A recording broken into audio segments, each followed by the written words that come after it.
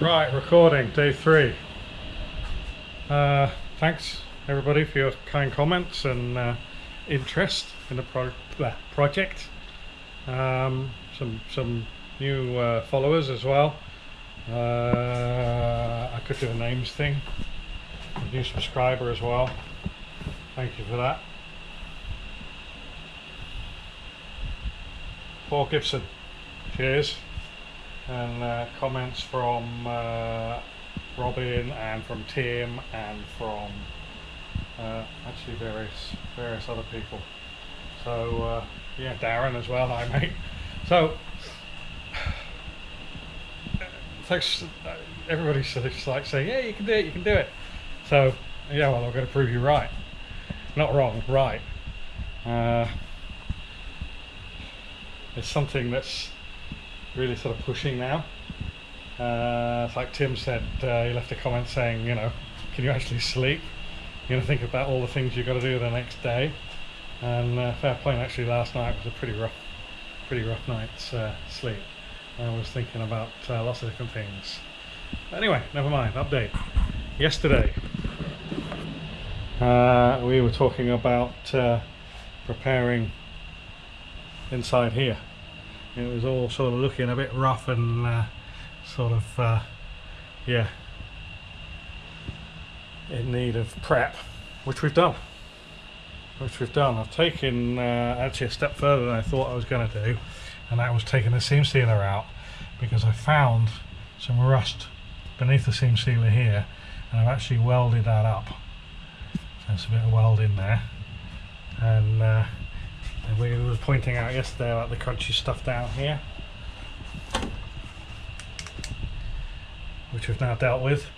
So there's no more crunchy stuff both sides, and again taking off all the seam sealer.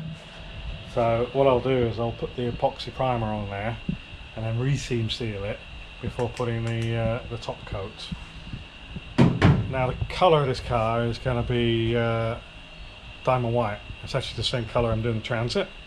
And it's the original colour of the car. This is a Ford diamond white. I think it's code B or B3, and I've actually got the paint mixed now, so I've got 3 litres of DG on its way over here from PPG, which is great stuff. But what I'll do is, when this is primed, and I'm looking at priming within the next couple of days, I've still got some work to do over. I mean, yesterday I said that this side was done, and it's not done, because you know, what you do to this side you've got to do to that side. So therefore I've had to stop last night because it's sort of 7 o'clock and really noisy, and I use the angle grinder with a wire brush attachment on it. Let me turn that fan off. It's noisy. Right, so what I use, and you've got to put eye gear on with these. Dylan's one for telling me off about eye gear, but these throw you know, 10mm nails at you, and they stick into you. So I had a few in my beard yesterday, so I used that, and just had to stop yesterday because of the noise, but I shall continue taking out the seam sealer, run over it with the DA with an interface pad on. Now an interface pad is an extra layer of foam that allows you a little bit more flexibility. Rather than having a hard flat sanding thing spinning around, it can contour a little bit better. So yeah, for doing uneven surfaces, that's much better. So go over that with the contour pad, and then I'll go over it with some Scotch Brights and such like. So as I say, there's a sketch. These are like foam sanding sponges, which are sort of very compliant and get you into everywhere. So just make sure you get all the sort of glaze busted and all the crud off. So as I say, a couple of days we'll have this in primer, and then I have to leave it for a couple of days, re-scuff it, go over it with like a 240, and then we can put the white in there. Yesterday I spoke about the Crossmember, and the funny thing is, doing the video, when Austin came home from school, I asked him to put it up because I just wanted to get on with this. Didn't want to, you know, have to spend too much time in the office. So when I looked at the video that he put up for me, I realised that yesterday I had said about the Crossmember. So I hadn't done anything, and that reminded me to do something. So that's a benefit to me of the videos. One of our subscribers, good mate Dylan, he said to me in one of my comments, why don't I take the bit that I've cut out of the Crossmember and flip it over and weld it in. Well, that's a brilliant idea. I've got to trim it down, trim this down so it's the same height, and probably bend that up so actually it fits in there, and then we'll weld it in. So there's a template there to block off the ends. So we'll do the ends, 2 pieces of metal. I've got some, this is 1.5mm thick, so I've got some 1.5mm thick plate which I'll cut out 2 pieces with, weld those in, and then trim all that up and weld that in.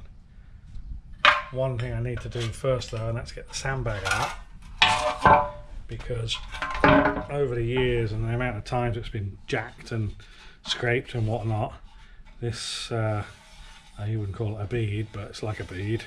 It's flat, so there's a big dent there and there.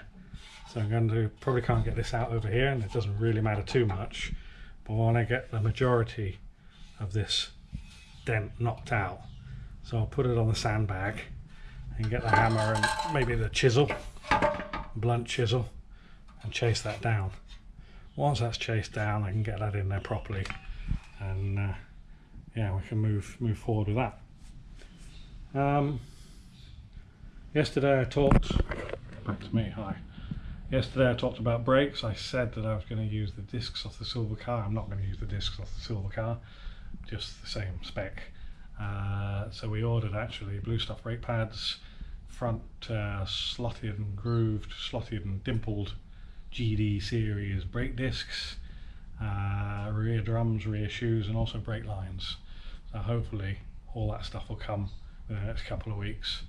And I'm now going to start looking at getting some other, like bushes, ball joints, track control arms, track rod ends, and stuff like that. So I've got the shopping side of things to do.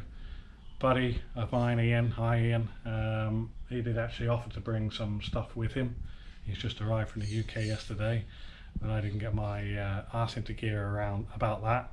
I could have posted some stuff to his house and he would have hand carried it over, but never mind.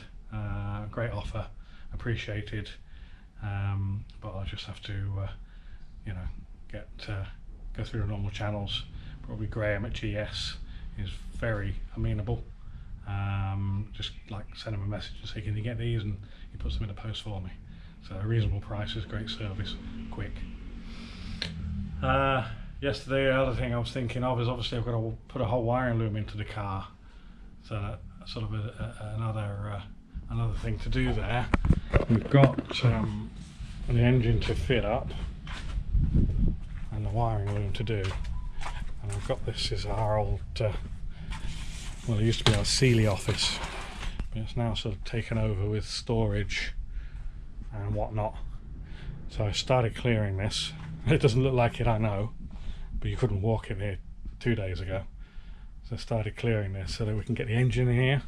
We've got aircon, so we can get the engine in here, we can get the engine wired up. We've probably got to change some sensors on it, and I've also got the wiring loom down here, and this is sort of environment where you can sit down and just sort of start working through that, making any repairs. There's rat damage to some of the wires, which is going to be difficult to trace through, but hopefully not too difficult to repair, which is time consuming. So that is it. Episode 3, 60 days to go. Bright sunshine, and I'm going to get on with it, and I will see you all tomorrow. Cheers for now.